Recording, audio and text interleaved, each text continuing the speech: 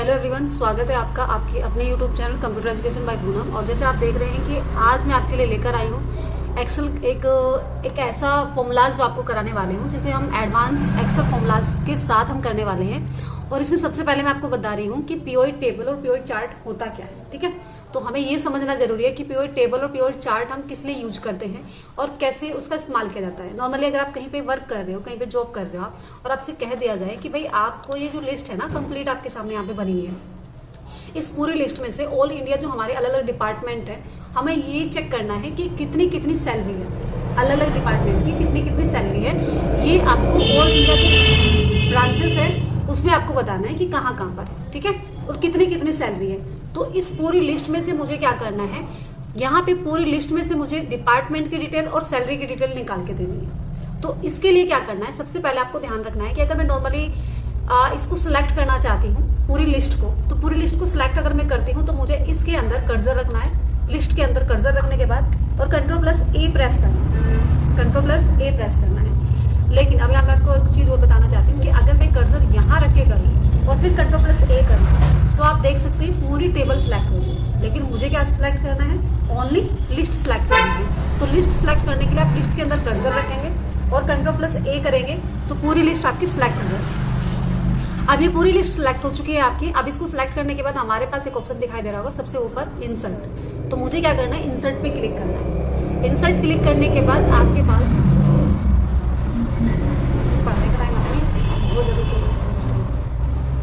PoE table पे हमें क्या करना है, यहाँ से क्लिक करना है। तो पीओई टेबल मैंने क्लिक किया है भाई। अब पीओई टेबल जैसे आप क्लिक करेंगे तो आपके सामने एक लिस्ट बन के आएगी यहाँ पे कंप्लीट। यहाँ पे टेबल रेंज के सामने आपके सामने लिखा रहा है मेन डेटा, जो कि आपने सिलेक्ट किया है, डेटा जो आप कर रहे हैं। और यहाँ से आपको करना है न्यू वर्कशीट को सिलेक्ट। न्यू वर्कशीट को सिलेक्ट करने के बाद आप ओके पर क्लिक कर देंगे। और जैसे आप ओके पर क्लिक कर देंगे तो अब आप यहाँ पर देखेंगे कंप्लीट आपके सामने एक लिस्ट बन के आ रही है, जो कि आपकी कैसी थी, आपकी एम्प्लॉय कोड है,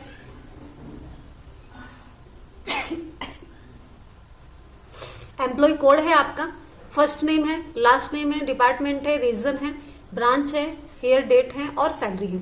तो मुझे डिटेल किस चीज की चाहिए ओनली, बताइए। उसी चीज किसकी?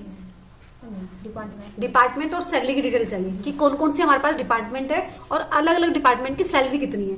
वो चीज अगर हम लेना चाहते हैं तो सबसे पहले हमें क्या करना है कि रो के अंदर तो हमें रखना है डिपार्टमेंट, जो कि मैंने रो के अंदर डिपार्टमेंट रखा है। और वैल्यू के अंदर मुझे क्या रखना है, वैल्यू के अंदर रखना है मुझे सैलरी। तो मैंने यहाँ पे सैलरी को क्लिक किया। अब आप देख सकते हैं कि जैसे मैंने यहाँ पे सैलरी को क्लिक किया है तो मेरे सामने यहाँ पे डिपार्टमेंट और सैलरी दोनों की डिटेल्स यहाँ पे सामने दिखाई दे रही है। तो अब आप यहाँ पे चेक कर लीजिए कि अगर मैं यहाँ पे बात करूँ, ये है हमारे पास डिपार्टमेंट।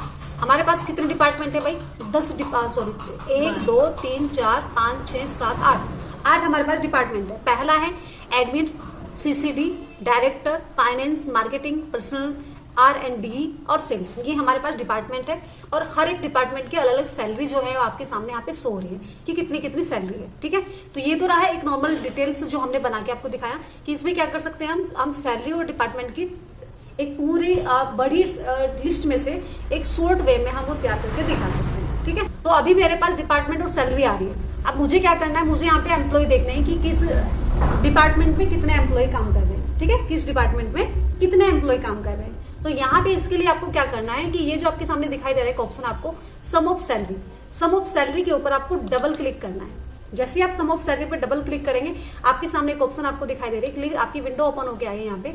अब इस विंडो के अकॉर्डिंग अगर मैं बात करूँ तो यहाँ पर आप देखेंगे आपको क्या करना है, काउंट पर क्लिक करना है। नीचे आपके सामने दिखाई दे रहा है समराइज वैल्यू फिल्ड बाई, इसमें से मुझे क्या करना है, सम को क्लिक कर काउंट को क्लिक करना है। तो मैंने काउंट को क्लिक किया और ऊपर जो आप देख रहे हैं कस्टम नेम के सामने यहाँ पे काउंट ऑफ सैलरी आ रहा है, जबकि मुझे सैलरी की काउंटिंग करनी है। मुझे किसकी काउंटिंग करनी है, एम्प्लॉय की काउंटिंग करनी है। तो मैं यहाँ पे लिख दूंगी एम्प्लॉय,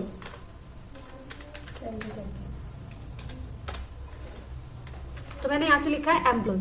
ठीक है, सैलरी यहाँ पे सैलरी को कट कर देंगे हम, ये सैलरी हमने कट किया है। तो काउंट ऑफ एम्प्लॉय हमने लिखा है यहाँ पे। अब इसको ओके कर देंगे। अब देखिए जैसे ही मैंने इसको ओके किया है तो आप आसानी से देख सकते हैं कि यहाँ पे काउंट ऑफ एम्प्लॉय निकल के आ रहा है कि कौन से डिपार्टमेंट में कितने एम्प्लॉय काम कर रहे हैं। अब आप देखेंगे कि एडमिन में कितने एम्प्लॉय है, 10 है, CCD में कितने हैं, 16 है, डायरेक्टर 1 है, फाइनेंस में 7 है, मार्केटिंग में 18 है और पर्सनल में आपका 12 है। इस तरह से आपके अलग अलग आप चेक कर सकते हैं कि कितने कितने एम्प्लॉय उस डिपार्टमेंट में काम कर रहे हैं। तो बड़ी ही आसानी से हमने चेक कर लिया। तो ये 2 लिस्ट, दूसरी लिस्ट बनी हमारी, रिपोर्ट 2 बना दिया हमने।